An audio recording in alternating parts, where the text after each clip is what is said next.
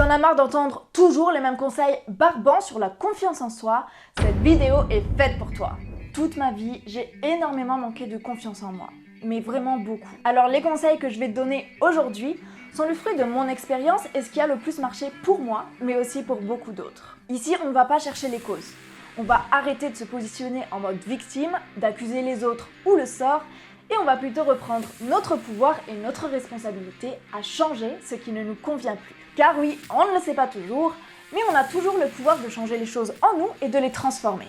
Il s'agit surtout de savoir comment, et c'est ce que nous allons voir aujourd'hui. Vous pourrez me dire, mais t'es qui pour donner des conseils? Alors effectivement, je ne suis personne, je ne prétends pas détenir la vérité, et je ne suis pas encore au top de ma confiance en moi. Par contre, j'ai énormément évolué sur ce sujet, et je trouverais ça dommage de garder pour moi ce que j'ai fait pour y arriver, alors que tant de personnes souffrent encore de cette même problématique. Mais entrons dans le vif du sujet sans plus attendre. On va quand même rapidement mettre au point les termes pour qu'on soit sûr de parler de la même chose. Ici, nous parlerons de confiance en soi et non d'estime de soi. La confiance en soi est plus portée sur le faire.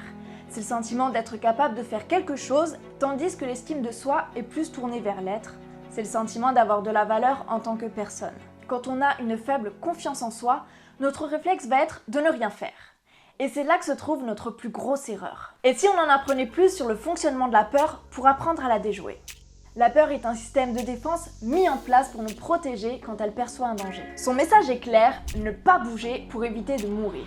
C'est pourquoi on attend souvent de ne plus avoir peur pour agir. Mais à force de l'écouter, on se renferme de plus en plus dans notre zone de confort. Ou plutôt ce que j'appellerais zone du connu, car elle n'est pas si confortable et finit par nous faire souffrir sur le long terme. Plus on écoute la peur, et plus cette zone de confort se rétrécit. Au lieu d'évoluer, on finit petit à petit par régresser. Chose qui arrive malheureusement souvent chez les personnes âgées, car elles arrêtent de se challenger avec l'âge. Alors ce que nous allons faire, et je te l'accorde, très contre-intuitif, mais j'ai pas trouvé d'autres moyens plus rapides et efficaces sur le long terme. Il s'agit d'aller exactement là où la peur nous crie de ne pas aller. Alors ne t'inquiète pas, je vais pas te demander de te jeter du haut d'un précipice. Il faut choisir ses combats et ne pas sauter sans réfléchir. L'important est de se lancer des défis. Il faut qu'ils ne soient ni trop petits, sinon ils n'auront aucun impact sur notre psyché, ni trop grands, car on risque de s'y casser les dents. Tout l'art se trouve dans le bon dosage. Le dosage parfait qui fait faire des pas de géant, c'est quand je me dis qu'une chose est impossible pour moi et que je suis persuadée que je n'en suis pas capable. Mais des choses où je me dis ça, il y en a plein. Alors comment choisir?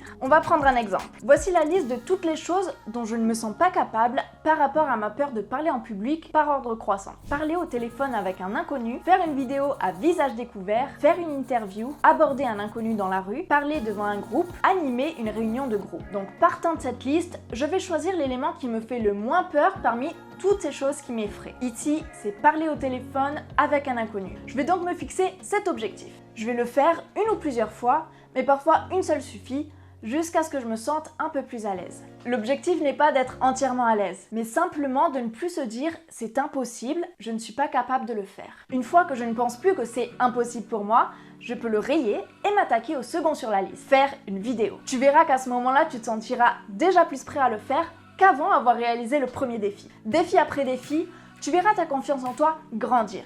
Des fois énormément d'un coup, des fois un petit peu moins. Mais à chaque fois, c'est un peu plus de confiance que tu auras gagné pour le reste de ta vie. Car c'est quelque chose qui impacte ton psychisme de manière profonde et durable. En fait, le simple fait de montrer à la peur qu'on n'est pas mort et que tout s'est mieux passé que ce qu'elle s'imaginait dans son scénario catastrophe, l'a fait se dire « Ok, en fait, là le danger n'est pas aussi grand que ce que je pensais, je peux reculer ». Mais pour ça, au départ, ça implique d'y aller malgré la présence de la peur. C'est ce qui s'appelle le courage. Car quel courage y a-t-il à se lancer dans une situation qui ne nous fait absolument pas peur? Aucun. Le fait de dépasser une peur nous fait complètement changer de discours interne. On passe de « je ne suis pas capable » à « si j'ai pu faire ça, alors je peux faire ça ». Et tu verras que suite à ça, il y aura plein de petits aspects dans ta vie quotidienne où tu te sentiras plus à l'aise et en confiance.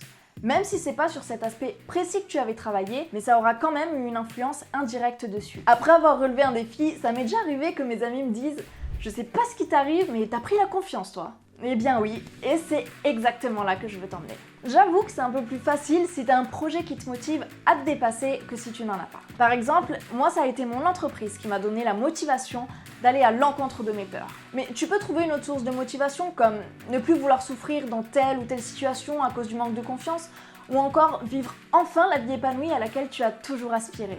On ne se rend pas toujours compte, mais beaucoup d'autres problèmes dans notre vie ont en fait pour racine un déficit de confiance en soi. C'est donc un élément hyper important à travailler pour être heureux et épanoui dans sa vie. C'est pour cette raison que j'ai voulu partager cette méthode en espérant qu'elle en aide quelques-uns. J'aimerais beaucoup que ceux qui l'ont déjà testé témoignent en commentaire pour nous dire si ça a marché pour eux et pour motiver ceux qui n'ont encore jamais essayé à prendre leur vie en main. Et pour tous ceux qui auront le courage de se lancer, je terminerai sur ce message, soyez sûrs que vous ne le regretterez jamais.